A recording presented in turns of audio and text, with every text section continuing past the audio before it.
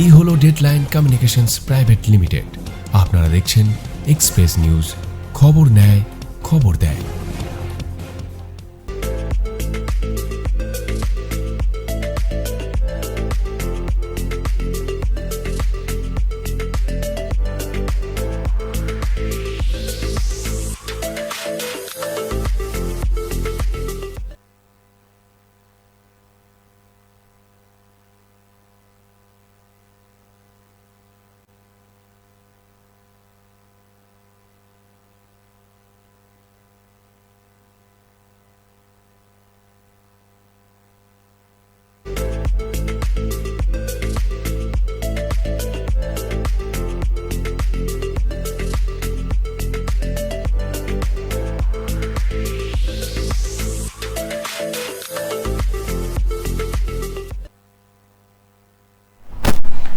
নমস্কার, এক্সপ্রেস নিউজে আপনাদের স্বাগত।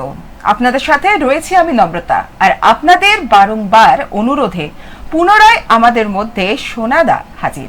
আর সোনাদাকে নিয়ে আমরা শুরু করছি রূপসী এক্সপ্রেস। আর আপনারা নিশ্চয়ই এতক্ষণে বুঝেই গেছেন আমাদের মধ্যে অতিথি কে আছে। তার আলাদা করে কোনো রকম ইন্ট্রোডাকশন আমার মনে হয় না দরকার পড়ে বলে, তার মুখ অতি পরিচিত মুখ, তাকে আমরা সবাই চিনি। আর আপনাদেরই অনুরোধে পুনরায় আমাদের স্টুডিওতে আজকে আছেন বিউটি থেরাপিস্ট একাধারে, তার পাশাপাশি তিনি makeup artist, celebrity makeup artist, তার সাথে তিনি আবার ইন্টারন্যাশনাল গ্রুমারও। আমাদের সাথে উপস্থিত আমাদের স্টুডিওতে সোনা পল। নমস্কার দাদা, ওয়েলকাম আমাদের স্টুডিওতে পুনরায় তোমাকে। বারবার দর্শকদের অনুরোধে আবার তোমার সাথে আমাদের রূপসী এক্সপ্রেসের পথ চলা শুরু হচ্ছে আজ থেকে।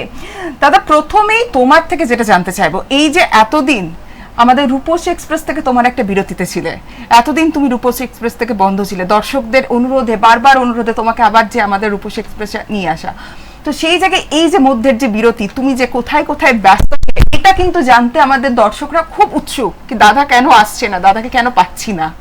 অ্যাকচুয়ালি সত্যি কথা বলতে আজকের আমার খুব একটা ভালো লাগার দিন, ভালোবাসার দিন। রূপসী এক্সপ্রেস আবার চলছে, আমি আবার আসতে পেরেছি এখানে। তোমাদের এক্সপ্রেস নিউজের সকল সদস্যকে আমার তরফ থেকে অনেক অনেক ভালোবাসা, ধন্যবাদ, অনেক অনেক আদর। অ্যাকচুয়ালি এই যে বিরতিটা হয়তো এটা দরকার ছিল আমার এই সোসাইটির জন্য, কারণ আমি ফেমাস হয়েছি রূপসী এক্সপ্রেস থেকে এবং এক্সপ্রেস নিউজ থেকে। তো তারপরে একটা মানুষের এক্সপেকটেশন আমার উপরে হয়ে গেছিল, এবং জানো যে আমাদের শহরের বাইরে, শুধু শহর নয় জেলার বাইরে, দেশের বাইরে বিভিন্ন জায়গায় গিয়ে আমি কাজ করছি, ইন্ডিয়াকে রিপ্রেজেন্ট করছি। আমি রাশিয়া গেছি, আমার আবার ইউকে যাওয়ার প্ল্যান চলছে। দিল্লিতে আমি কাজ করছি, কলকাতাতে কাজ করছি, ব্যাঙ্গালোর, মুম্বাই, জামশেদপুর, তো শিলিগুড়ি, এই সমস্ত জায়গাতে এই এক্সপ্রেস নিউজে বসার জন্য বা রূপসী এক্সপ্রেস থেকে আমি একটা ভীষণ ভালো প্রচার পেয়েছি। সেই প্রচারের পরে আমার একটা বিরতি এলো, সেখানে ব্যস্ততাটা বেড়ে গেল প্রচণ্ড। এই যে প্রত্যেক রবিবারে নিয়ম করে শহরের মধ্যে থেকে বসাটা, সেটা হচ্ছিল না, যার জন্য আমি একটু কন্টিনিউশনটা কমিয়ে দিলাম। তার সাথে সাথে আবার এক্সপ্রেস নিউজের নতুন অফিস, নতুন স্টুডিও, নতুন তোমরা, এটাও একটা ভীষণ ভালো পাওয়া। নতুনভাবে আবার আমি ফিরে এলাম, ঠিক আছে।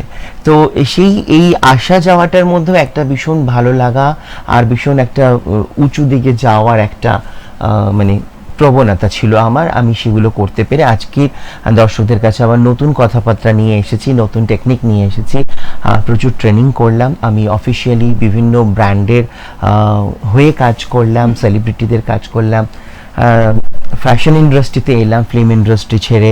তো এই যে জার্নিটা, এটা আমারও একটা ছিল যে আমি নিজেকে আরও পরখ করছিলাম যে as makeup artist, as beauty therapist আমি কী করতে পারি।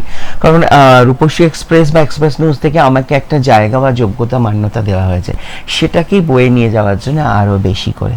আচ্ছা, এই যে অনেক দিনের বিরতি যেটা আমাদের চ্যানেল থেকে ছিল, তোমার রূপসী এক্সপ্রেস থেকে ছিল, কিন্তু এর মধ্যেও তুমি তোমার কর্মজীবনে নিজেকে অনেকটা ফ্লারিশ করেছো, যেটা আমরা বলতে পারি, নিজেকে আরো নতুন ভাবে ইনভেন্ট করেছো, নিজে শিখেছো, আর সেগুলো এখন আমাদের দর্শকদেরকে সেগুলো প্রেজেন্ট করবে। হ্যাঁ, তো যেটা হয়েছে এর মধ্যে যে আমি আমার কর্মজীবনের মিস ইন্ডিয়া, মিস্টার ইন্ডিয়াতে কাজ করছি বিগত বেশ কিছু বছর ধরে। ফ্যাশন ইন্ডাস্ট্রিতে কলকাতাতে এই সমস্ত নামি দামি মডেলস যারা সিটি মডেল বলে বিখ্যাত, রিয়া ভট্টাচার্য, মাধবীলতা মিত্রা, তমরি থেকে আরম্ভ করে এভরিওয়ান, মানে আপকামিং ফেমিনা মিস ইন্ডিয়াতে যারা যাচ্ছেন বা আপকামিং মিস্টার ইন্ডিয়াতে যারা যাচ্ছেন, তাদের সাথে বড় বড় ডিজাইনার তেজেশ গান্ধী, শান্তনু গৌ ঠাকুরতা থেকে আরম্ভ করে তন্ময় বিশ্বাস, প্রত্যেকের সাথে কাজ চলছে সেই লেভেল অফ জায়গা থেকে কলকাতায়। দিল্লিতে আমি আছি, যেটা কাজটা করছি সেই কাজটা মিডিয়ারই কাজ। সেখানে মন্ত্রীদের সমস্ত কিছু এন্টারটেনিং কালচারাল প্রোগ্রামস, সেগুলো দেখাশুনো, সেগুলোর মেকআপের থাকছে। ওটা একটা মিডিয়া কমিউনিকেশনের, ওটা একটা ম্যাগাজিন কোম্পানি থেকে আমি এগুলো করছি। তো এই কাজগুলোর সাথে রিলেটেড এই যে এখন আমি এখানে যেখানে বসে আছি তোমাদের চ্যানেলে, আমাদেরকে আমাদের চ্যানেলকে যেমন আমাদেরকে এগিয়ে নিয়ে যেতে হবে, আমাদের নিজেদেরকেও এগিয়ে নিয়ে যেতে হবে, আর আমাদের শহরের নাম করতে হবে। এর মধ্যে আমার একটা বই বেরিয়েছিল, যেটা হচ্ছে দিল্লি থেকে মানে দিল্লি থেকে বেরিয়েছিল, সেটা শাইনিং ইন্ডিয়া। সেই শাইনিং ইন্ডিয়াতে ধরে নাও অমিতাভ বচ্চনজি থেকে আরম্ভ করে এভরিওয়ান সবারই ইন্টারভিউ রয়েছে, সেখানেও আমার একটা ইন্টারভিউ ছিল। তো সেখানে আমাকে বলা হয়েছিল যে আপনাকে ওয়েস্ট বেঙ্গলে কোথা থেকে বলা হবে। আমি কিন্তু বলেছিলাম যে না, আমার শহর থেকেই বলা হবে। আমি আমার নিজের শহরকে ভীষণভাবে রিপ্রেজেন্ট করতে চাই। আমার কাছে ওই কথাটা না এরকম নয় ছোট বড় এরকম কোনো ইয়ে হতে পারে না। মানুষ যে কোনো জায়গা থেকে যে কোনো জায়গায় যে কোনো মাত্রায় পৌঁছাতে পারে, এটা একটা আমার বলার ছিল। এটা খুব ভালো কথা তুমি বললে যে নিজের শহরকে তুমি রিপ্রেজেন্ট করতে চাও, নিজের শহরকে নিয়ে তুমি গর্বিত। হ্যাঁ, ভীষণভাবে। এটা খুব একটা ভালো লাগলো। আমাদেরও সেই একই শহরের বাসিন্দা হয়ে আমাদের কাছেও এটা একটা খুব ভালো লাগার বিষয় কি আমাদের শহরটাও রিপ্রেজেন্টেড হচ্ছে। অবশ্যই। এই যে তোমার বিরতি ছিল এতদিন, আগেও তুমি রূপসী এক্সপ্রেস করেছো, পুনরায় ফিরে এলে রূপসী এক্সপ্রেসে, কেন? শুধুই কি দর্শকদের জন্য, শুধুই কি দর্শকদের চাহিদা, দর্শকরা বারংবার আমাদের কাছে জানতে না, চায়? এখানে তো দুটো দিকেরও, আমিও যে আসতে পারছি না। দেখো, এই ডিজিটাল মিডিয়ার যুগ আসার পরে আমরা একটুখানি সবাই ভাবছিলাম যে না, আমাদের হয়তো চ্যানেলে কোনো কাজ দরকার হবে না, বা আমরা নিজেদের মার্কেটিংটা করে নিতে পারবো, এটা অনেস্টলি কথা। কিন্তু না, চ্যানেলই হয় একটা, যে একটা মানুষ বা যে একটা চ্যানেল একটা জায়গায় নিজের যোগ্যতা তৈরি করে নিয়েছে, সেটা যতই আধুনিকতার সাথে আসুক সে আরও বেশি আধুনিক হয়ে যাবে। এটা একটা কারণ। দ্বিতীয় নম্বর কারণ হচ্ছে যে আমারও ভীষণ ইচ্ছা করছিল যে কোথাও আবার মানুষকে, মানে এই যে গ্যাপটা হয়ে গেল, এই গ্যাপটাতে আমি যখন আগের রূপসী এক্সপ্রেসে বসতাম, মানুষ অনেক সচেতন হয়েছিল, প্রচণ্ড সচেতন হয়েছিল রূপ বিষয়ে, মানে সব ব্যাপারে আমি দেখেছি। ফ্যাশন কনসাস হয়েছে আমাদের শহরে, মডেলিং বেড়েছে আমাদের শহরে, বিউটি কন্টেস্ট বেড়েছে, স্যালুন বেড়েছে, পার্লার বেড়েছে, ব্র্যান্ড ভ্যালু বেড়েছে। আমি যেমন শেনাজ হুসেন ম্যাডামের স্টুডেন্ট, দুর্গাপুর কেন, আসানসোল, বর্ধমান, এইদিকে পুরো আপ টু ধানবাদ অব্দি আমি একমাত্র যিনি পোস্ট গ্রাজুয়েশন করেছিলাম, পড়াশুনো করে শেনাজ হুসেন ম্যামের তত্ত্বাবধানে আমার ক্লিনিক এবং আমার স্কুল এখনো চলছে। তো সেইখানে আবার অ্যাওয়ারনেসের দরকার আছে। যে এত ভুল ত্রুটি হচ্ছে আমাদের ইন্ডাস্ট্রিতে, মানুষ পপের কাজ বুঝতে পারছে না, মেয়েরা কাজ শিখে তো নিচ্ছে কিন্তু ঠিকভাবে দাঁড়াতে পারছে না। আমার সময় আমার একাডেমি এখনও চলছে। আমি তোমাদেরকে এটা জানিয়ে রাখতে চাই দর্শক বন্ধুদেরকে, যে আপনারা আমার নেপথ্যে, আমার সামনে, আমার পিছনে যেখানে খুশি গিয়ে আমার স্টুডেন্টদেরকে একবার জিজ্ঞেস করতে পারেন যে তারা আজকের দিনে কতটা সাকসেস। কারণ আমি যতটা উপার্জন করি, আজ থেকে 10 বছরের পুরনো যে স্টুডেন্টরা যারা পার্লার বা বিউটি ক্লিনিক খুলেছেন বা মেকআপ স্টুডিও খুলেছেন, একই ইনকাম আমরা সবাই একসাথে মিলে করি। তো এই যে এখন পিছিয়ে পড়া কিছু মেয়েরা যারা নানা রকমভাবে সমাজে মেকআপ আর্টিস্ট হতে আসছে, বিউটি থেরাপিস্ট হতে আসছে, কাজটা সেভাবে ঠিকভাবে শিখতে পারছে না, বা পারলেও ক্যারিয়ারকে দাঁড় করাতে পারছে না। সেই জন্য আবার ফিরে আসে যে মানুষ যেন নিজের পায়ে, মানে মহিলারা এবং পুরুষরা সবাই যেন নিজের পায়ে ঠিক মতন দাঁড়ায়। ইভেন আমাদের যেহেতু এই রূপচর্চা, বা বাংলায় একটা কথা আছে, যে পায় মণিহারি সে পায় জমিদারি, তো সেই জমিদার হওয়ার ইচ্ছেটা সবারই মানে প্রফেশনাল, নন প্রফেশনাল, অ্যামেচার থেকে আরম্ভ করে সবার মধ্যে চলে এসেছে। এবারে যে অল্প বিস্তর জানছে সেও ভাবছে আমি বিশাল কিছু করব, কিন্তু সেক্ষেত্রে আমি বলবো যে আগে কাজটা খুব ভালো করে শেখো, কাজটা বোঝো। হ্যাঁ, নিশ্চয়ই মণিহারি জমিদারি আমরা রিলেটেড আছি, কিন্তু কাজটা ঠিক মতন না দিতে পারলে, সার্ভিসটা ঠিক মতন না দিতে পারলে, প্রোডাক্ট নলেজটা ঠিক মতন না থাকলে আমরা আমাদের ক্লায়েন্টেরই ক্ষতি করছি। আর সেক্ষেত্রে তো দেখা যায় কি যে একটা ক্লায়েন্ট হয়তো একবার এলো, সে স্যাটিসফাইড হলো না, সে হয়তো এলো না, বা রেকমেন্ডেশন যেটা একটা হিউজ রোল প্লে করে কিন্তু, কি যে আমি এনার কাছ থেকে মেকআপ করেছি বা আমি স্টাইলিং করেছি, খুব স্যাটিসফাইড, কিন্তু সেই ক্ষেত্রে কিন্তু ক্লায়েন্টসও তো কমে যেতে পারে। দেখো ক্লায়েন্টস তো কমবেই, দেখো আবারও বলি যে ডিজিটাল যুগের একটা মাইনাস প্লাস দুটোই আছে। আবার সেটা থেকে বেরিয়েও যদি আমি বলি, যেটা তুমি বলছো যে রিভিউ, আমার সম্পর্কে কেউ তোমাকে খুব ভালো কথা বললো, কিন্তু সে এসে সেই জায়গাটা স্যাটিসফাই হলো না, তাহলে কি হচ্ছে যে তোমার এবং আমার দুজনেরই ফেস লস হচ্ছে, ফেস ভ্যালুটা। তো সেই জায়গাটাও, এর জন্যও তো মানুষের ক্লায়েন্ট কমে যাচ্ছে। আর মানুষ ভাবছে যে মানে যারা এটার মধ্যে পুরো ডেডিকেটলি ইনভলভ নয়, মানে প্রায় সময় শোনা যায় যে করেছি, চলছে, চলে যাচ্ছে, এই প্রফেশনটা ভালো নয়, আরেকটা কিছু ট্রাই করি। অনেক মানুষকে আমি আজকাল দেখছি যে নিজের প্রফেশনটাকে সেভাবে গুরুত্ব না দিয়ে আশেপাশে আরও অনেক কিছু কাজ করছে।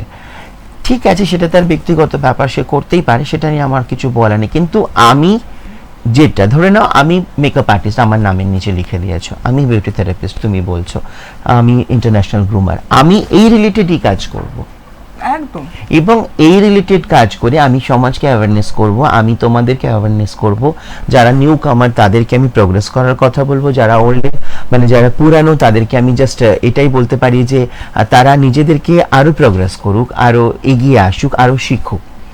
কারণ বিউটি ইন্ডাস্ট্রি দিন দিন যেভাবে এগিয়ে যাচ্ছে, আগে হতো হার্বাল একটা ব্যাপার ছিল, এখন কিন্তু হার্বাল ব্যাপারটা যেমন আছে তার সাথে কসমোফার্মা প্রোডাক্ট আসছে, তার সাথে কি আসছে, কসমেটিক্স আসছে, তার সাথে ফার্মাসিউটিক্যাল প্রোডাক্ট আসছে। এতগুলো নিয়ে মিলিয়ে মিশিয়ে যখন আমরা কাজ করছি, তখন কিন্তু আমাদের প্রচন্ড পরিমাণে নিজেদের জ্ঞান বুদ্ধিটা এবং ডেডিকেশনটা রাখতে হবে। এটা ঠিক যে অনেকে আমরা এখন দেখতে পাচ্ছি চারিদিকে প্রচুর মেকআপ আর্টিস্ট, কিন্তু তাদের প্রোডাক্ট নলেজটা ঠিক মতো নেই, যার জন্য কি হচ্ছে কি যে তারা ঠিকঠাক অ্যাপ্লাই হচ্ছে না, তার পক্ষে সেটা এক্সিকিউটটা করতে তাদের প্রবলেম হয়ে যাচ্ছে। এই যে প্রোডাক্ট নলেজ, একজন মেকআপ আর্টিস্ট হতে গেলে এই যে একটা প্রপার প্রোডাক্ট নলেজ বা একটা প্রপার ট্রেনিং, সেইটা কতটা গুরুত্বপূর্ণ? সেটা ভীষণভাবে গুরুত্বপূর্ণ।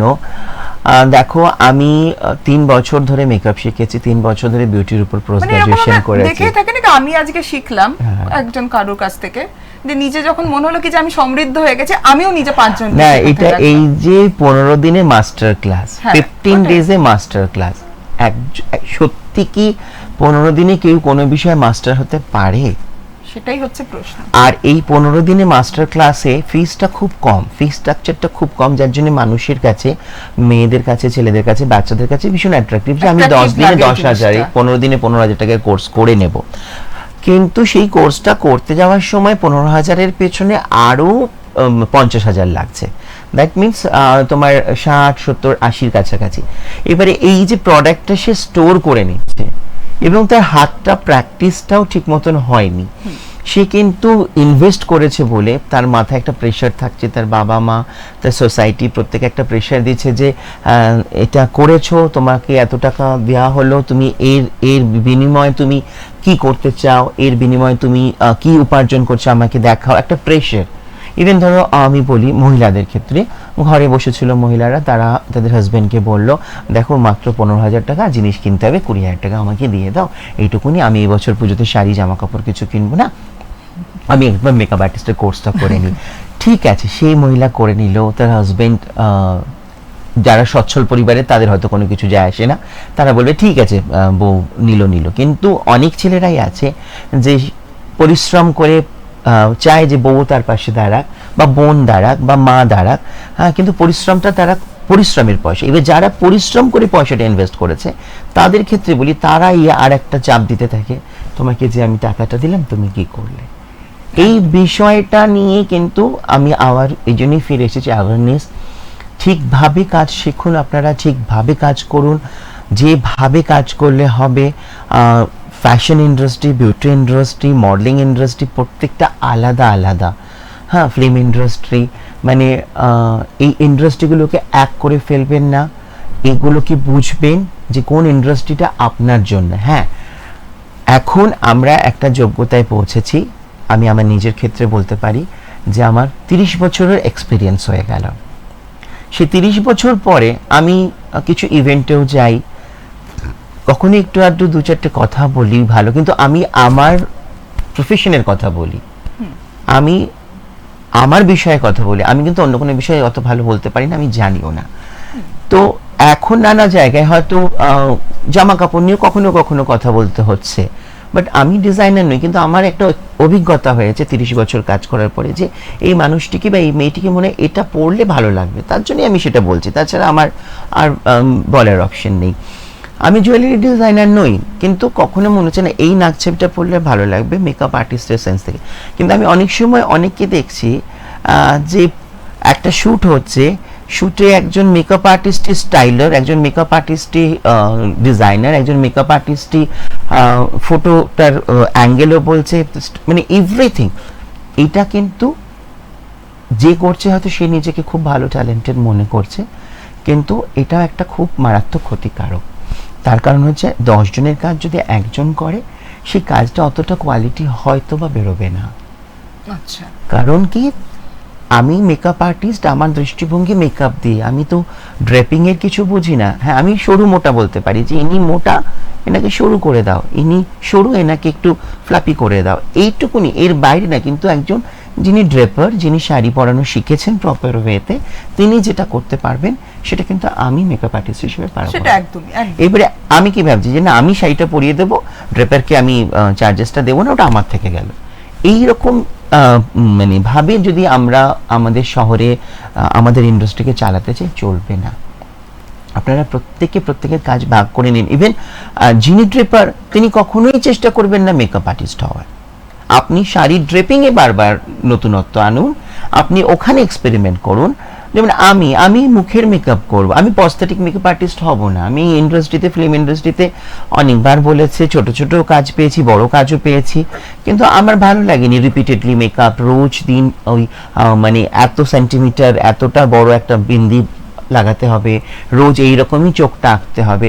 সেখানে অনেকটা মনে হয় যেন ওটা জব ওরিয়েন্টেড, আর্টিস্টের ব্যাপারটা নয়। কিন্তু আমি সেখানে ফ্যাশন ইন্ডাস্ট্রিতে আজ এরকম চোখ হবে, কাল ওরম চোখ হবে, ব্রাইডালরা আসছে বিভিন্ন, কেউ হুডি আইজ নিয়ে, কেউ স্মল আইজ নিয়ে, কেউ একদম মিনিমাল মেকআপ করতে চাইছে। এই যে ব্যাপারগুলো, এইটা আমার কাছে অনেক বেশি ইন্টারেস্টিং, যার জন্যে আমি ওই সিনেমা, সিরিয়াল, মুভি, থিয়েটার, নাটকে না গিয়ে আমি ক্রিয়েটিভ ওয়ার্ল্ডে চলে এলাম। তো আমি এই ওয়ার্ল্ডটাকে পছন্দ করছি। আমি কোনো দিনই অনেক বড় সুযোগ এলেও যে আমি আবার শিখে সেই কাজটা করতে যাব, আমার কিন্তু এটা মানসিকতায় নেই যে আজকের দিনে প্রস্থেটিক মেকআপ আর্টিস্টরা ভীষণ ভালো পয়সা কামাচ্ছে বলে আমাকে সেটা হতে হবে। আমি কিন্তু সেটাতে পক্ষপাতী নই। প্রত্যেকটা মেকআপ আর্টিস্টের একটা নিজস্ব ধারা থাকতে হবে। আরেকটা তোমাকে বলে রাখি, যেটা আমি দেখি না, মানে ডুপ্লিকেট, রেপ্লিকা বা নকল।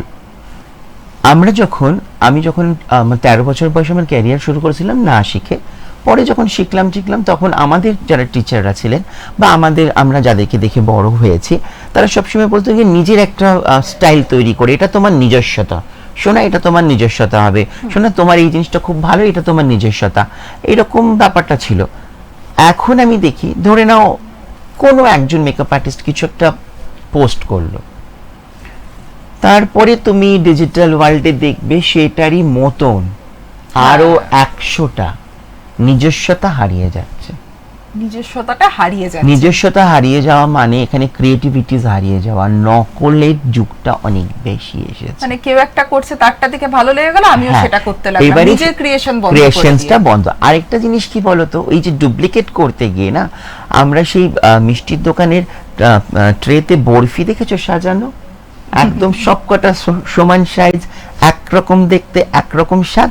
আমরা মানুষের মেকআপটাও সেরকম করে ফেলছি, আমরা পার্সোনালিটি বুঝছি না। যে মেয়েটা ডান্সার, সেই মেয়েটা কিন্তু অনেক ব্রাইট মেকআপ নিতে পারবে, কিন্তু যে মেয়েটা ডান্সার নয়, মানে নন ডান্সার, জীবনে কোনোদিনও নাচ টাচ কিচ্ছু করেনি, পড়াশুনো করেছে, সে একটা মানে অফবিট প্রফেশনে, আমি ডাক্তার ইঞ্জিনিয়ার বলছেন, সে তো একটা খুব অফবিট প্রফেশনে আছে, বা সে অতটা, তার স্কিল অতটা ভালো নয় যে সবকিছু অ্যাকসেপ্ট করে নিতে পারবে বা ক্যারি করার, তাকেও ওই ঠিক যে রকম ডান্সার মেকআপের একটা স্মোকি আইস করে 10টা রং দিয়ে, গ্লিটার দিয়ে, দোতলা বাসের মতন আইল্যাশ লাগিয়ে সাজিয়ে দিল, সেই মেয়েটা যিনি ডান্সার মেয়ে বা অ্যাক্টর মেয়ে বা মডেল মেয়ে, সে কিন্তু খুব ভালো ক্যারি করছে। কিন্তু একটা সাধারণ মেয়ে সেটা পারছে না। কিন্তু সেই না পারাটা আমরা আর্টিস্টরা বোঝার চেষ্টা করছি না, কারণ আমরা দেখাতে চাইছি যে আমি কত ভালো মেকআপ আর্টিস্ট, আমি কতটা জানি। ফরহেডের মাপ, গালের মাপ কিছু বুঝছি না। কলকাতা আমি কতটা ভালো আঁকতে পারি সেটা আমি প্রুভ করব। এই যে চিন্তা ভাবনা নিয়ে বা একটা ফর্সা মেয়েকে ভীষণ ভালো সাজানো যায়, ডাস্কি মেয়েদেরকে না ঠিক আছে বাবা, মানে ওদের থেকে একটু দূরে, মানে ক্লায়েন্ট দেখলে ফর্সা দেখলে একটু বেশি বিকশিত হয়ে হেসে, আর একটু ডাস্কি দেখলে মানে ও ঠিক আছে, হ্যাঁ তোমার আরও কতগুলো কথা ইন্ডাস্ট্রিতে আমাদের চলছে,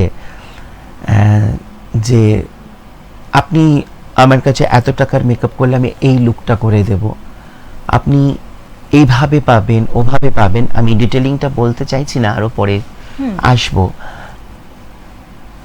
টাকার অ্যামাউন্টের উপরে লুক হবে না, হ্যাঁ নো ডাউট প্রোডাক্টের উপরে লুক আসবে। প্রোডাক্ট ভালো হলে আপনার স্কিন কথা বলবে। প্রোডাক্টের ভ্যারিয়েশনের উপরে কিন্তু অ্যামাউন্টটা, মানে আপনার মেকআপের রেটটা ধার্য করা হবে। কমপ্লেকশনস, মানুষ, পজিশনস দেখে নয়। আমি একটা ভালো ব্র্যান্ডের যদি ব্যবহার করি আমি 15,000 টাকা নিতে পারি, কিন্তু আমি একটা মেয়েকে দেখলাম যে খুব সুন্দরী, তাকে আমি বলে দিলাম যে আপনার মেকআপ করতে তো আমার 30,000 টাকা লাগবে। আবার একটা মেয়ে তার থেকে একটু কম সুন্দরী, হয়তো হুডি আইজ, একটু বোচা নাক, একটু স্কিনটা রাফ, তাকে বললাম না আপনার মেকআপটাতে আমার 45,000 টাকা লাগবে।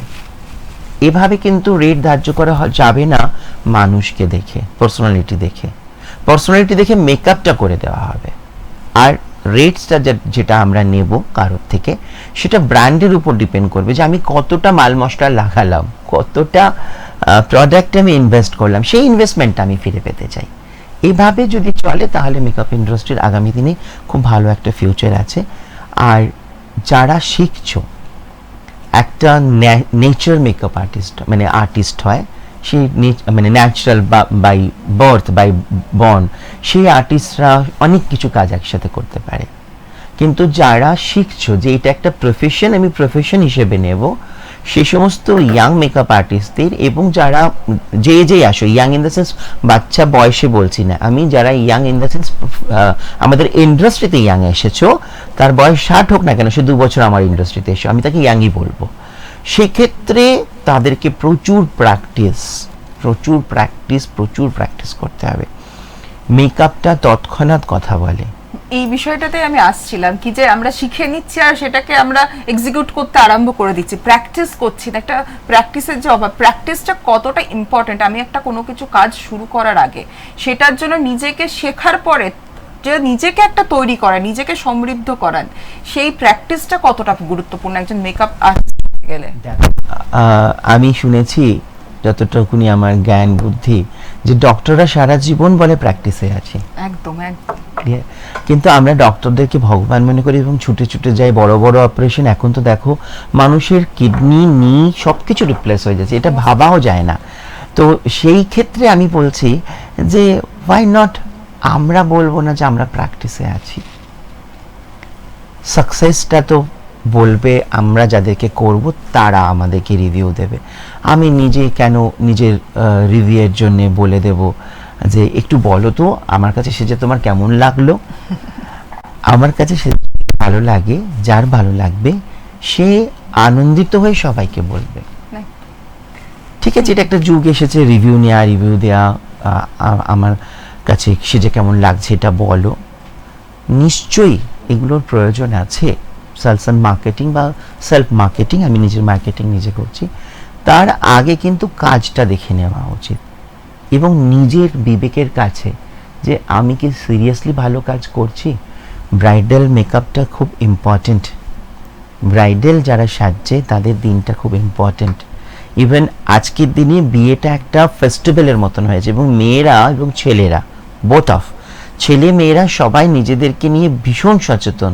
তারা জীবনের শ্রেষ্ঠ, মানে সব থেকে লাইফ টাইম অ্যাচিভমেন্টটা বিয়ে হিসেবে আজকাল দেখে বা মানুষজন মনে করছে। বিভিন্ন রকম ভাবে প্ল্যানিং করে, এটা পরবো, এরকম সাজবো, আমার এই মেকআপটাই চাই, এরকম ফটোস সেন্ড করা হয়। এই জিনিসগুলো এখন এসেছে। তো সেই জায়গায় যে এতক্ষণ যে বলা হচ্ছিল কি, যে আমরা বুঝছি না যে কোন ক্লায়েন্টের কি, তুমি এখনই বিষয়টাতে এসেছিলে না, যে কোন ক্লায়েন্টের কি রকম দরকার, ফেশিয়াল স্ট্রাকচার দেখে আমরা অ্যাপ্লাই করব কি চাচ্ছি এর এতটুকু কন্ট্যুর দরকার, বা এর ফেসে হয়তো কন্ট্যুর দরকারই নেই, বা এর ফেসে ছোট্ট একটা কলকা দিলেই খুব সুন্দর লাগবে। এই জিনিসটা যে বুঝছি না, এই জিনিসটা বোঝাটা এটা কতটা গুরুত্বপূর্ণ, বা কিরকম ক্লায়েন্টসকে আমরা জাজ করব, একটা নিজেদের মধ্যে তো একটা জাজমেন্ট করে নিতে হবে কি যা এর উপরে আমি এরকম ভাবে তাকে একটা লুক ক্রিয়েট করব। তো সেই এটা একটা আমি তোমাকে একটা বিষয় বলছি, এই যে কন্ট্যুর কথাটা, কন্ট্রোল তো আমিও করে বসেছি, মেবি তুমিও করে বসেছো। আমরা যখন স্ক্রিনের সামনে আসছি কন্ট্রোল করছি। আমি আজকাল বেশ কিছু জায়গায় গিয়ে দেখি রেড কালার দিয়ে কন্ট্রোল করা, লাল আইশ্যাডো দিয়ে, বা যে ব্রাউন আইশ্যাডো দিয়ে কন্ট্রোলটা করেছে সেই কন্ট্রোলটাকে ব্লেন্ড করা হচ্ছে না, বলছে এতে ফটো বাজে আসবে। এইচডি কোয়ালিটির মেকআপ হচ্ছে না, কন্ট্রোলটাকে ব্লেন্ড করা হচ্ছে না, কন্ট্রোলটা বোঝা যাচ্ছে সেটা ছবিতে এডিটিং করা হবে, মানে ফটোগ্রাফার এডিট করবে। বাট আমরা যখন সামনে থেকে গিয়ে দেখছি এই জ লাইনে একটা লাল বা কালো বা কালচে লাল বা ব্রাউন, নাকের পাশে একটা ব্রাউন দাগ, সব কোনোটাই ব্লেন্ডেড না, মেকআপটা ফ্ললেস না, মেকআপটা যে করা হয়েছে মেকআপ বোঝা যাচ্ছে। তার কন্ট্রোলিং, সবথেকে কন্ট্রোলিং পার্টটাতে আমি ভীষণ আশ্চর্য হই আজকাল ইয়াং জেনারেশনদেরকে যখন বলি যে এটা দাগটা না স্যার এটা না, এর জন্যে আমি এখন কোনো জায়গায় কোনো বিউটি প্রেজেন্টে প্লাস ছোটোখাটো প্রচুর জাজমেন্টের জন্য বলে আমি জানি, আমার ভালো লাগে না, কারণ ইন্ডাস্ট্রিটা পুরো বদলে যাচ্ছে। ধরো যদি বলছি যে এটা এরকমভাবে হয়, আমরা যেটা শিখে এসেছি, এবং শুধু শিখে এসেছি না, সেটা করে আমরা 110% সাকসেসের পরে আমরা আরও এগিয়ে যাচ্ছি বলে আজ আবার রূপসী এক্সপ্রেসে এসে বসছি।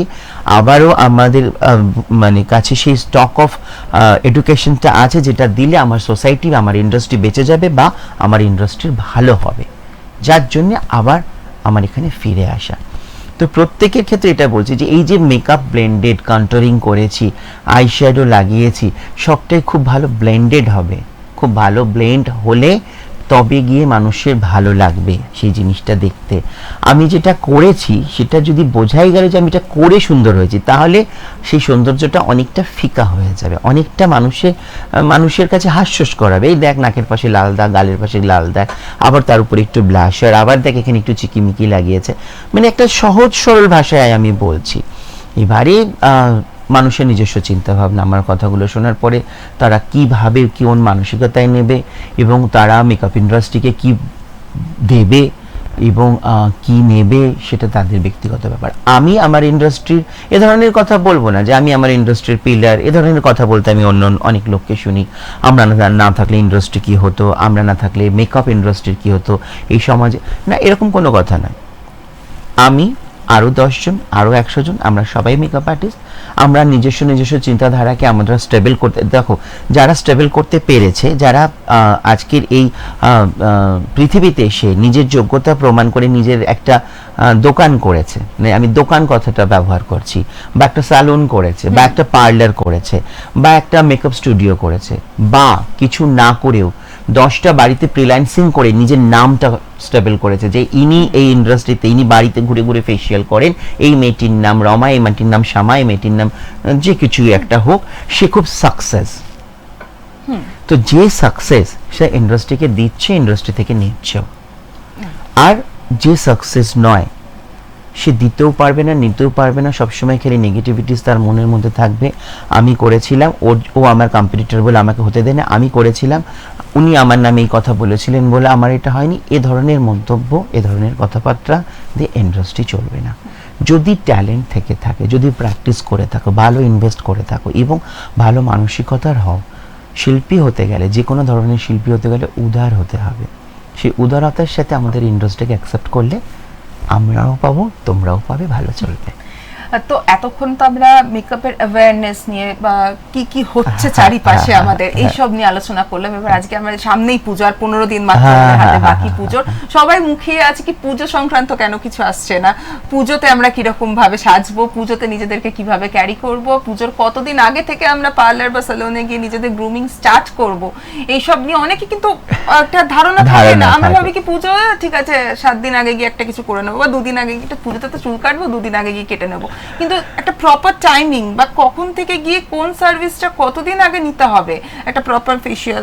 একদম মানে এই আমার তোমার সাথে আলোচনা করতেও ভীষণ ভালো লাগছে। তুমি যে ধন্যবাদ তোমাকে নম্রতা, যে তুমি যে প্রশ্নগুলো করছো না, এগুলো কোথাও আমার মাইন্ডসেটে আছে, মানে আমার মনের মধ্যে বা আমার বুদ্ধির মধ্যে লুকিয়ে আছে যে আমাকে রূপসী এক্সপ্রেসের আবার এই জায়গাটাতে এসে মানুষজনকে বলতে হবে। দেখুন, মাত্র 15 দিন হাতে গোনা বাকি। আপনারা যারা হেয়ার কাট করবেন তারা আজকের পরে একদিনও দেরি করবেন না। আমাদের হেয়ার স্টাইল সেট হতে মিনিমাম 10 দিন লাগে। আপনারা 3 দিন আগে হেয়ার কাট করবেন, 3 দিন আগে হেয়ার কাট করে তারপরে বাড়িতে গিয়ে শ্যাম্পু করবেন। দেখুন, হেয়ার কাটটা থেকে যায়, হেয়ার সেটিংটা থাকে না, সেটিং বারবার করতে হয়। যারা ভাববেন যে আপনি একবার হেয়ার কাট করলেন আর সেটিংটা সারা জীবন থাকবে, এটা ভুল ধারণা। আপনি যদি একটা 1000 টাকা দিয়ে হেয়ার কাট করেন, তারপরে বারবার গিয়ে 300, 400, 500 যে স্যালুনে যাচ্ছেন তাদের যেরকম রেট সেই অনুযায়ী আপনি হেয়ার সেটিংটা করে আসবেন। সেটিংটা নষ্ট হয়ে যাওয়ার পরে কিন্তু আপনি বলবেন না ভীষণ বাজে হেয়ার কাট হয়েছে আমার। আর ন্যাচারালি চুলে সেট হতে আমাদের 10 থেকে 15 দিন লাগে আমরা একবার হেয়ার কাট করে নেওয়ার পরে। তাই আজকের একটা রবিবার, আপনারা যারা ভাবছেন পুরুষ নারী উভয়ে, আপনারা যে যে স্যালনে যান, যে যেখানে চুল কাটতে যান, যে যে প্রফেশনাল লোকের কাছে যান, ইমিডিয়েটলি টাইম নিয়ে চলে যান। অনুষ্ঠান শেষ হওয়ার পরে পরে আপনারা চলে যান, গিয়ে আজকের আর কালকের মধ্যে হেয়ার কাট করে নিন। চুলে কালার, কেমিক্যাল কোনো কাজ করবেন যারা এগুলো ভাবছেন তারা পুজোর 2 দিন আগে বসে করবেন না। পুজোর 2 দিন আগে কেন করবেন না? এক তো হচ্ছে যে আপনার কোন চুলে কেমিক্যাল করার পর আপনার কেমিক্যাল রিয়াকশন হচ্ছে কিনা, মানে আমরা যে সমস্ত ট্রিটমেন্ট বলছি হেয়ারের যেগুলো চলছে, স্মুথনিং, ক্যারাটিন, এগুলো সবটাই ন্যাচারাল। ইভেন তার সাথে কিন্তু প্রোডাক্টের মধ্যে কেমিক্যালও আছে, কসমোফার্মা প্রোডাক্টও আছে। কিন্তু যেটাই হোক, যা কিছু হোক, দেখুন আমি যে হার্বেল লাগালে আমার যে স্যুট করবে তার কিন্তু কোনো মানে নেই। তাহলে তো ফলে অ্যালার্জি হতো কেন? আমরা তো দেখেছি অ্যালার্জি টেস্ট করে যে আমাদের কারোর কমলা লেবুতে অ্যালার্জি, কারোর আপেলে অ্যালার্জি, কলায় অ্যালার্জি। জিনিসের মধ্যে অ্যালার্জি যদি থাকে তাহলে একটা তো কেমিক্যাল বা অন্য প্রোডাক্টগুলোর মধ্যে আরও বেশি থাকতে পারে। তো সেখানে একটা সাবধান বার্তা যে আপনারা যা কিছু করবেন চুলের কেমিক্যালের কাজ, হাইলাইটস, গ্লোবাল কালার, শুধু রুট টাচ আপটা 2 দিন আগে করতে পারেন। কারণ রুট টাচ আপটা এমন একটা ব্যাপার যেটা বারংবার 2 দিন 3 দিন পর পরে আমাদের বেরিয়ে যায়। তাই রুট টাচ আপটা এখন করাবেন না, রুট টাচআপটা আপনারা পুজোর 2 দিন আগে করাবেন। আর যেটা করে নেবেন এখন কেমিক্যালের কাজগুলো করে নেবেন, হেয়ার স্ট্রেটনিং থেকে আরম্ভ করে যেগুলো আপনারা ভাবছেন পুজোতে করাবেন সেগুলো এখন করাবেন। রইল ফেশিয়াল। আমরা ছোটবেলা থেকে জানি বা পড়াশোনা করে শুনে এসেছি, প্রথমে জানতাম 24 আগে, তারপরে যখন ঠিকঠাক পড়াশোনা করলাম তখন আমরা শুনলাম যে ফেশিয়াল 3 দিন 4 দিন 5 দিন আগে করতে হয় এবং তারপরে বাড়িতে সেটা মেনটেন করতে হয়। এখন তো ফেশিয়ালের সাথে সাথে আমরা পিলিং ট্রিটমেন্ট করছি, আমরা 48 ঘন্টা 72 ঘন্টা আগে কাস্টমারকে বলছি যে আপনারা এসে করিয়ে যাবেন। তারপরে কারণ কি আমরা যে কিছু ট্রিটমেন্ট এখন যেটা করছি সেটা করেই 24 ঘন্টার মধ্যে মেকআপ করতে পারবে না, তাই সেটা আমরা 48 ঘন্টা আগে বলছি বা 72 ঘন্টা, মানে 2 দিন 3 দিন আগে বলছি। ফেশিয়ালটাও ঠিক আপনারা 2 দিন 3 দিন 4 দিন আগে করে নিন। হ্যাঁ, মানে পুজোর আর 10 দিন পর, মানে 10 দিনের মধ্যে হেয়ারের কাজগুলো সেরে ফেলুন। আর বাকি যে হাতে থাকলো 5 দিন, সেই 5 দিনের মধ্যেও 3 দিন আগে আপনারা মোটামুটি মুখের ফেশিয়াল, ডিট্যানিং, এগুলো ওয়্যাক্সিং, পেডিকিউর, ম্যানিকিউর করে নিন। যারা কেমিক্যাল পিল করবেন বা পিলিং ট্রিটমেন্টে আসতে চাইছেন তাদেরকে বলি আপনারা কিন্তু 48 ঘন্টা আগে করবেন। কারণ কি যতই আমরা পুজোতে ভালো ফেশিয়াল করি, আমরা ন্যাচারাল বলি ঠিকই, কিন্তু আমরা একটু ফাউন্ডেশন না লাগালে আমাদের একটু আত্মতুষ্টি হয় না। হ্যাঁ, মানে মনে হয় যেন বাবার স্কিনের প্রপার পোর্স গুলো দেখা যাচ্ছে, প্রপার ব্লেমিশ গুলো দেখা যাচ্ছে, থাকে একটু ফাউন্ডেশনটা লাগিয়ে নি। ফেশিয়ালটা ভালো হয়েছে, গ্লো করছে, কিন্তু একটু ফাউন্ডেশনটা লাগিয়ে তারপর মনে হবে কি ফাউন্ডেশনটা একটু সেট করেছে, একটু কম্প্যাক্ট লাগে, ব্যাস তখনই ওইখানেই গেল। যদি 48 ঘন্টা 72 ঘন্টা না হলো ফেশিয়ালটা, দামি ফেশিয়াল করছে আজকাল। আমি সত্যি খুব খুশি, আমি আমার ক্যারিয়ার শুরু করেছিলাম 100 টাকার ফেশিয়াল দিয়ে, ঠিক আছে? তো এখন মানুষ 4000, 5000, 8000, 9000 টাকা করে ফেশিয়াল করছে। আমি মানে সমস্ত দর্শকদেরকে বলছি এবং যারা দর্শক হিসেবে আমার কাছে ক্লায়েন্ট হিসেবে আসবেন তাদেরকেও বলছি, এবং অন্যরাও যেখানে যে কোনো পার্লারে বা সালে যাবেন প্রত্যেককে ধন্যবাদ। কারণ আপনারা আসছেন বলে আমরা একটা ইন্ডাস্ট্রি তৈরি করে সেই জায়গায় বসে এত কথা বলতে পারছি এবং আমাদের জীবনে সচ্ছলতা আসছে আপনারা আসছেন বলে। তাই বারবার আপনাদেরকে নিমন্ত্রণটা জানাচ্ছি যে এই 15 দিনের মধ্যে প্রথমে আপনারা চুলের জন্য আসুন আমাদের কাছে, তারপরে আপনারা স্কিন নিয়ে আসুন। স্কিনের কতগুলো জিনিস নিয়ে একদম এখন চিন্তা করবেন না। হঠাৎ করে কটা ব্রণ বা অ্যাকনি হলে সেটা পুজোর মধ্যে সারাবার চেষ্টা করবেন না, যদি সেরে গেল তো ভালো, না হলে ওটা আপনার বিউটির মধ্যে এমন কোনো কিছু আপনাকে ইয়ে করবে না। আর আমাদের এই উৎসব অনুষ্ঠানে মানে যখন আমরা সারা বছর ঘরে একা একা বসে থাকি তখন আমাদের কিছু মনে হয় না, আমাদের মনে হয় যে ঠিক আছে আর চলে যাচ্ছে, বাড়ির লোক দেখছে, বাবা দেখছে, মা দেখছে, ভাই দেখছে, স্বামী দেখছে, কি আছে।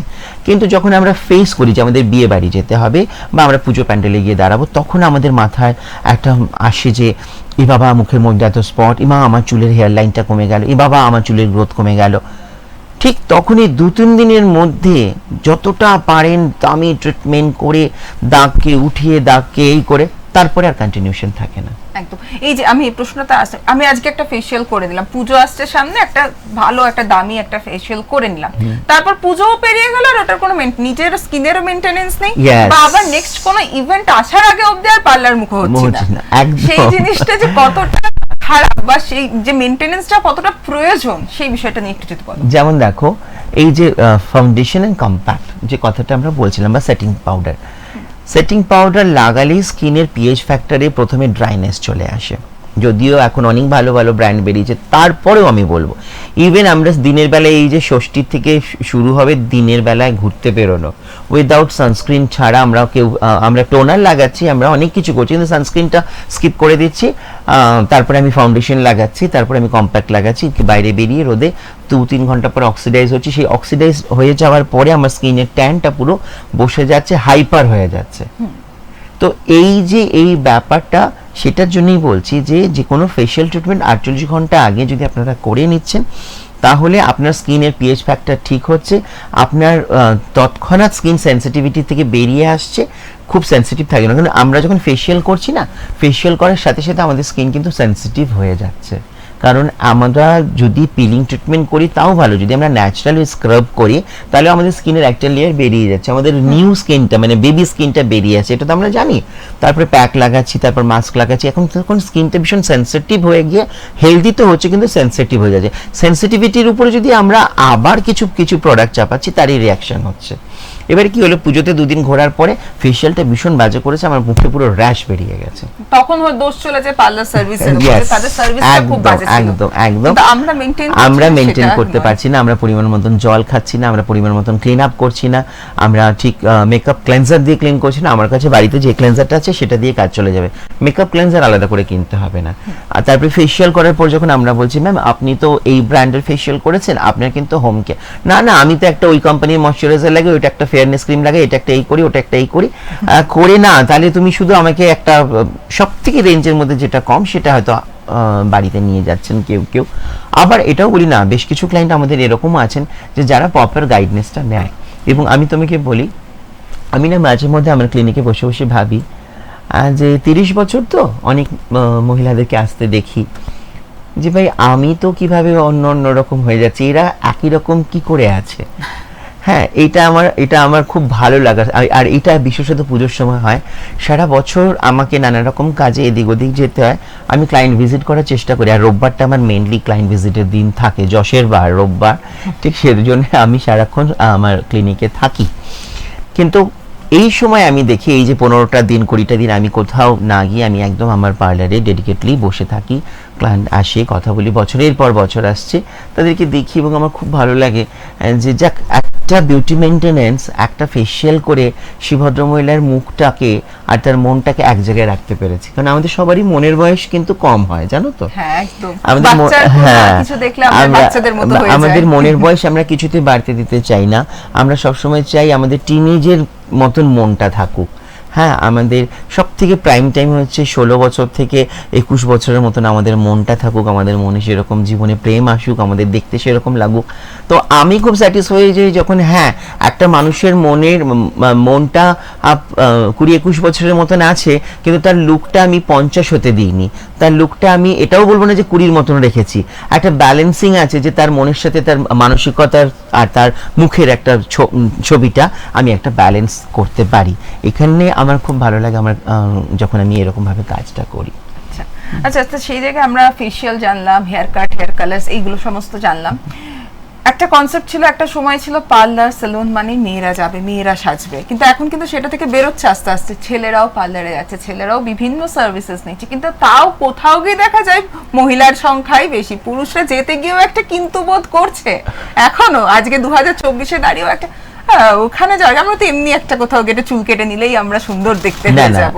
তো পুরুষদের ক্ষেত্রেও যে পার্লার ভিজিট করবে বা তাদের জন্য কি কি সার্ভিসেস আছে মার্কেটে অ্যাভেলেবল, সেই বিষয়টা একটু ঠিক বলো। দেখো আমি তোমাকে একটা কথা বলি, একটা সময় না আমি চালু করেছিলাম যে ব্রাইডাল মেকআপের সাথে মায়ের মেকআপটা ফ্রি, এখন ওটা আবার আমি বন্ধ করে দিয়েছি, কারণ আমি দেখতাম বিধ্বস্ত হয়ে মেয়ের মা ঘুরে বেড়াচ্ছে চারিদিকে, ঠিক আছে, যার মেয়ের বিয়ে সে লোকের কাছে এমন করে দৌড়াচ্ছে কোনো রকম একটা শাড়ি পরে, আবার শাড়িটা ভীষণ মানে রংটা ভীষণ সেটেল রং হতে হবে, মানে উজ্জ্বল কালার পরা যাবে না, সেই কনসেপ্টে এই সব নিয়ম কিছু জারি ছিল। হ্যাঁ, তো সেটা থেকে শাশুড়ি হচ্ছে তো ইমেজটা এরকম একটা লাল পাড় বেজ কালার একটা, তো সেটা থেকে যখন আমি বার করতে পারলাম, আমি যখন সমস্ত মাদের, আবার অনেক মারা সাজার দিনে বলতো না জামাই বরণ করবো, মাথায় ফুল খোপায় ফুল লাগিয়ে, না না না না, সেখান থেকে তারপরে শুরু হলো আমার স্টুডিও, যখন আমি বিউটি ক্লিনিক থেকে আমি স্টুডিও যখন আলাদা করে নিলাম,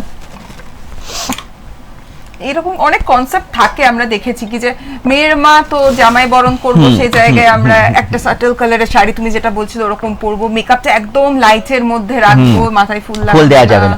তারপরে না কিছু মেয়ে, এখানে একটা জিনিস বলি, এখানে না আপনারা আমার কথাটার কেউ অন্যরকম ভাবে মানে নেবেন না, জেনারেশন গ্যাপ, কিছু মহিলারা এখনো ভাবেন যে তার হাজবেন্ডের পার্লারে গিয়ে ফেসিয়াল করার বা তার ছেলের ফেসিয়াল করার কি দরকার, বা সানস্ক্রিন লাগানোর কি দরকার, বা ছেলেরা মেকআপ করবে, ছেলেরা লিপ বাম লাগাবে, ওমা এটা আবার কি কথা, শ্যাম্পু দিয়ে স্নান করবে, সাবান মাখবে, গায়ে তেল মাখবে, এটা হচ্ছে ছেলেদের রূপচর্চা না।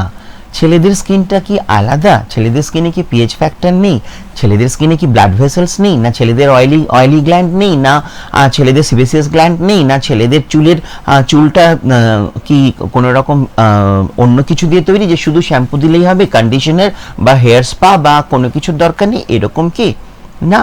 স্কিনের লেয়ারটা তো আমাদের সবারই একই, ছেলে মেয়েদের। হ্যাঁ, ছেলেদের স্কিন একটু শক্ত হতে পারে, মেয়েদের স্কিন একটু নরম হতে পারে, সেটা হচ্ছে হরমোনাল ব্যালেন্স। কিন্তু হরমোনগুলো তো সব কিছু হরমোন তো আমাদের ছেলে মেয়ে উভয়েরই এক। বিজ্ঞানকে আমরা কি করে অস্বীকার করব?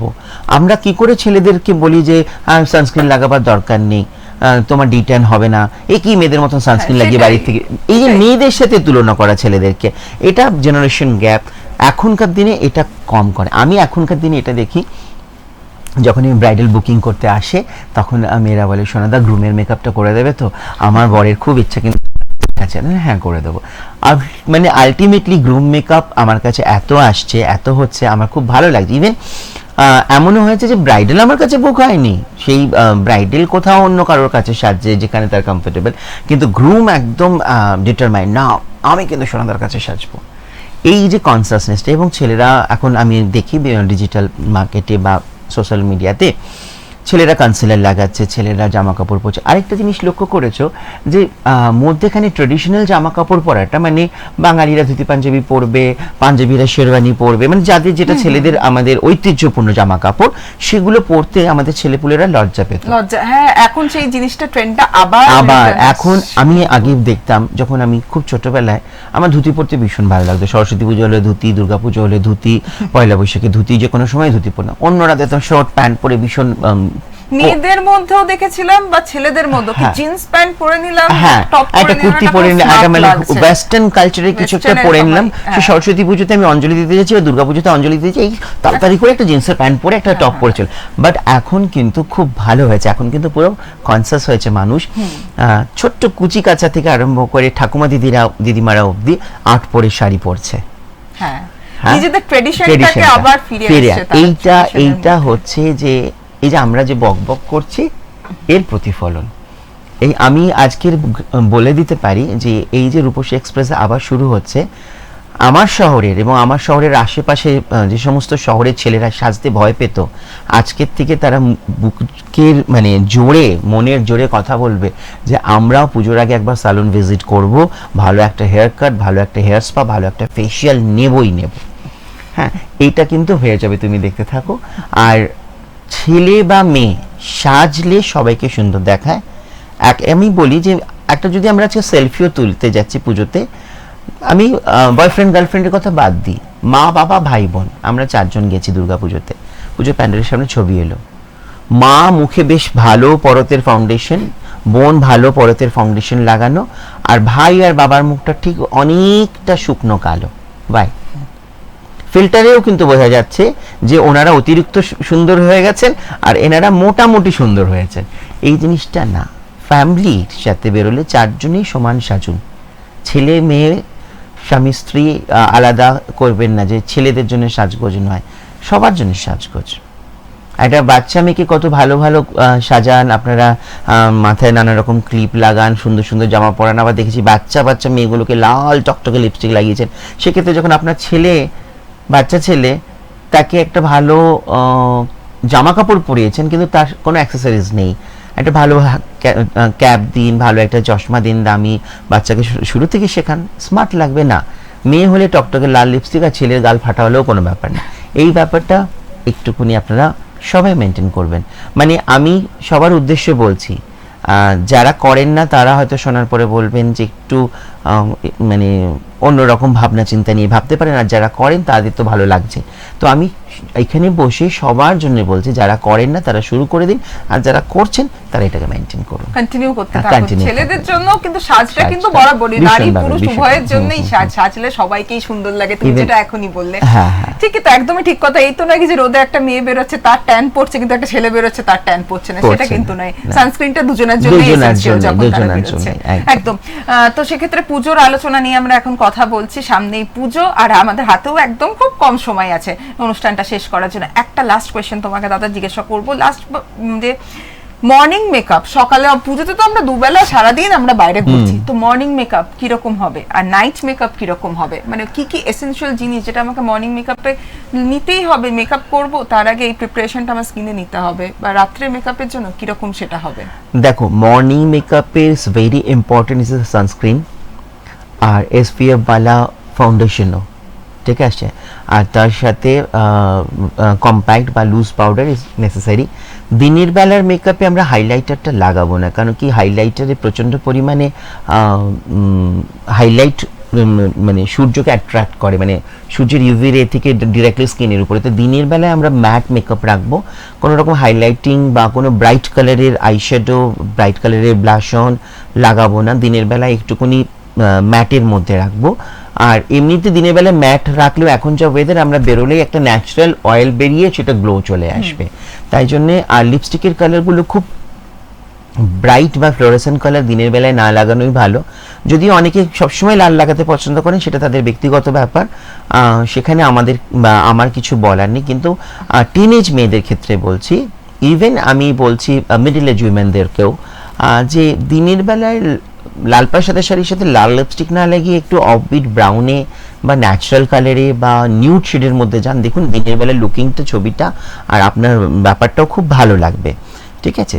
আর একটা জিনিস হচ্ছে যে ইভিনিং এর মেকআপে আপনি হাইলাইটার বেশি ব্যবহার করুন, শিমার ব্যবহার করুন, ক্রিম ব্যাপারটা রাখতে পারেন, মানে মেকআপের প্রোডাক্টে ক্রিম বেস থাকবে, ক্রিম আইশ্যাডো, ক্রিম ব্লাশার।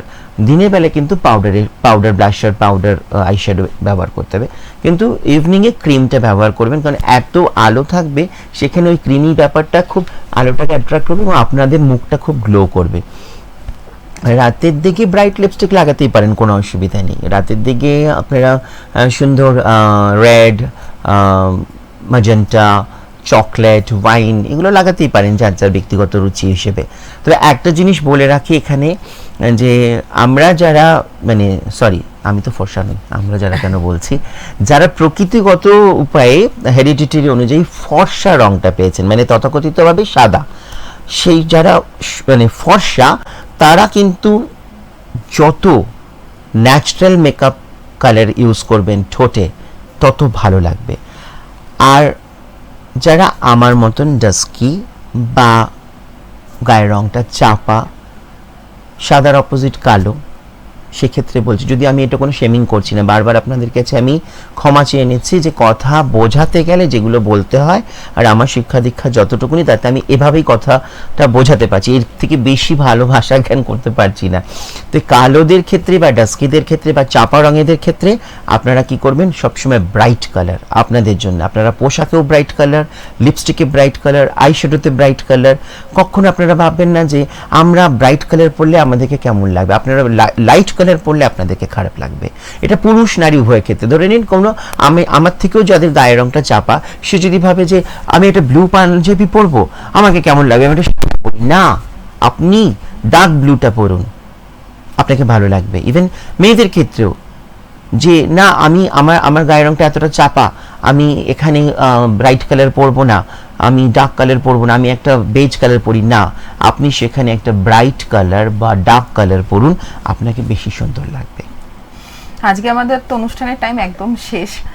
আজকে আমরা অনেক কিছু জানতে পারলাম দাদা তোমার থেকে, তোমাকে অসংখ্য ধন্যবাদ পুনরায় আমাদের চ্যানেলে রূপসী এক্সপ্রেসে এসে জয়েন করার জন্য, আবার এটাকে নতুনভাবে শুরু করার জন্য, দর্শকদের ডাকে সাড়া দিয়ে তোমাকে আবার আমরা রূপসী এক্সপ্রেসে পেয়েছি, তার জন্য অনেক থ্যাঙ্কফুল তোমাকে আমাদের অনুষ্ঠানে আসার জন্য। আর দর্শকদের উদ্দেশ্যে এটুকুই বলবো কি দাদার কাছ থেকে আজকে অনেক অ্যাওয়ারনেস সংক্রান্ত বিষয় নিয়ে আমরা আলোচনা করলাম, জানতে পারলাম, আপনাদের কাছে অনেক টিপস, ছোট্ট ছোট্ট টিপস যেগুলো সাজার ক্ষেত্রে আপনারা মনে রাখবেন বা সেটা এক্সিকিউট করতে পারবেন যখন আপনারা সাজছেন, সেই ছোট্ট ছোট্ট টিপস আজকে আপনাদের সামনে তুলে ধরলাম।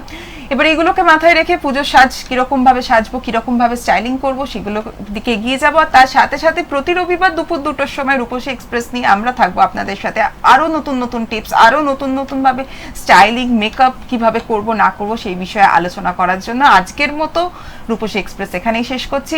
রূপসী এক্সপ্রেস দেখার জন্য আবার আগামী রবিবার চোখ রাখুন টিভির পর্দায় 2টোর সময়। নমস্কার।